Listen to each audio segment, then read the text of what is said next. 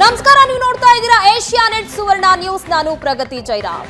ದೆಹಲಿ ಚುನಾವಣೆಯ ರಿಸಲ್ಟ್ ಇವತ್ತು ಬಂದಾಯಿತು. 27 ವರ್ಷಗಳ ನಂತರ ಬಿಜೆಪಿ ಗೆಲುವನ್ನ ಸಾಧಿಸಿದೆ. ದೆಹಲಿ ಚುನಾವಣೆಯಲ್ಲಿ ಆಪ್ ಧೂಳಿಪಟ ಮಾಡಿದೆ ಬಿಜೆಪಿ.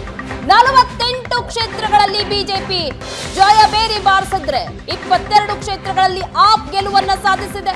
27 ವರ್ಷಗಳ ಬಳಿಕ ದೆಹಲಿಯಲ್ಲಿ ಬಿಜೆಪಿಗೆ ಅಧಿಕಾರ ದಕ್ಕಿರೋದು. ದೆಹಲಿಯಲ್ಲಿ 10 ವರ್ಷಗಳ ಆಪ್ ಆಡಳಿತ ಅಂತ್ಯ ಆಗ್ತಾ ಇದೆ. ಇದುವರೆಗೂ ಒಂದು ಕ್ಷೇತ್ರದಲ್ಲೂ ಸಹ ಖಾತೆಯನ್ನ ತೆರೆದಿಲ್ಲ ಕಾಂಗ್ರೆಸ್. 15 ವರ್ಷಗಳಿಂದ ಕಾಂಗ್ರೆಸ್ ಶೂನ್ಯ ಸಾಧನೆ. ದೆಹಲಿಯಲ್ಲಿ ಬಿಜೆಪಿ ಬಿರುಗಾಳಿಯನ್ನೇ ಎಬ್ಬಿಸಿದೆ.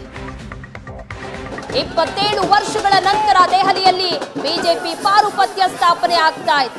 ದೆಹಲಿಯಲ್ಲಿ 11 ವರ್ಷದ ಆಮ್ ಆದ್ಮಿ ಅಧ್ಯಾಯ ಅಂತ್ಯ ಆಗ್ತಾ ಇದೆ. ಕೊನೆಗೂ ದೆಹಲಿಯ ಜನ ಬದಲಾವಣೆಯನ್ನ ಬಯಸಿದ್ದಾರೆ. 10 ವರ್ಷದಿಂದ ಒಂದೇ ಪಕ್ಷದ ಆಡಳಿತವನ್ನ ನೋಡಿ ಬೇಸತ್ತಿದ್ದಂತಹ ಜನ ಕೊನೆಗೂ ಬಿಜೆಪಿಯನ್ನ ಆಯ್ಕೆ ಮಾಡಿಕೊಂಡಿದ್ದಾರೆ. 48 ಕ್ಷೇತ್ರಗಳಲ್ಲಿ ಬಿಜೆಪಿ ಜಯಬೇರಿಯನ್ನ ಬಾರಿಸಿದ್ರೆ ಎಪಿ 22 ಕ್ಷೇತ್ರಗಳಲ್ಲಿ. ಕಳೆದ ಬಾರಿ ಬಿಜೆಪಿ 8 ಕ್ಷೇತ್ರಗಳಲ್ಲಿ ಮಾತ್ರ ಜಯ ಗಳಿಸಿತ್ತು.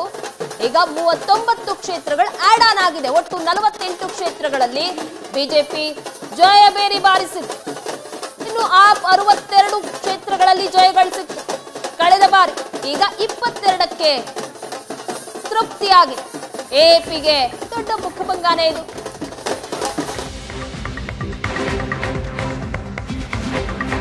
ಇನ್ನು ದೆಹಲಿ ಗೆದ್ದ ಬಿಜೆಪಿಯಲ್ಲಿ ಯಾರಾಗ್ತಾರೆ ಮುಖ್ಯಮಂತ್ರಿ ಅನ್ನುವಂತ ಚರ್ಚೆ ಶುರುವಾಗಿದೆ.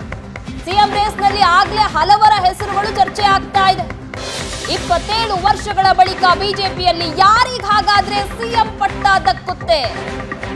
ದೆಹಲಿ ಮುಖ್ಯಮಂತ್ರಿ ರೇಸ್ನಲ್ಲಿ 5 ಹೆಸರು ಚರ್ಚೆ ಆಗ್ತಾ ಇದೆ.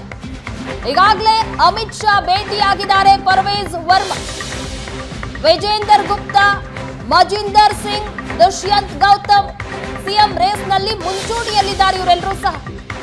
ಹರೀಶ್ ಖುರಾನ ಹೆಸರು ಸಹ ಕೇಳಿ ಬರ್ತಾ ಇದೆ. ಹಾಗಾದ್ರೆ ಈ 5ರಲ್ಲಿ ದಿಲ್ಲಿ ಸಿಎಂ ಗದ್ದುಗೆ ಯಾರಿಗೆ ಒಲಿಯುತ್ತೆ ಅನ್ನೋದು ಈ ಕುತೂಹಲ ಕಾರಣ ಆಗಿರೋದು. ಸಿಎಂ ಆಯ್ಕೆಯಲ್ಲೂ ಸಹ ಪಂಜಾಬ್ ಗದ್ದುಗೆ ಗೆಲ್ಲುವಂತಹ ತಂತ್ರವನ್ನು ರೂಪಿಸಲಾಗ್ತಾ ಇದೆಯಾ? ಹಾಗಾದ್ರೆ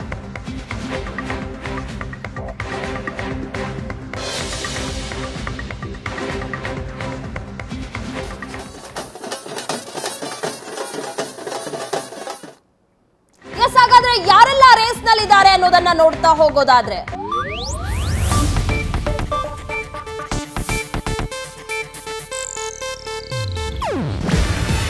ಇದು ಏಷ್ಯಾನೆಟ್ ನ್ಯೂಸ್ ನೆಟ್ವರ್ಕ್ ಪ್ರಸ್ತುತಿ.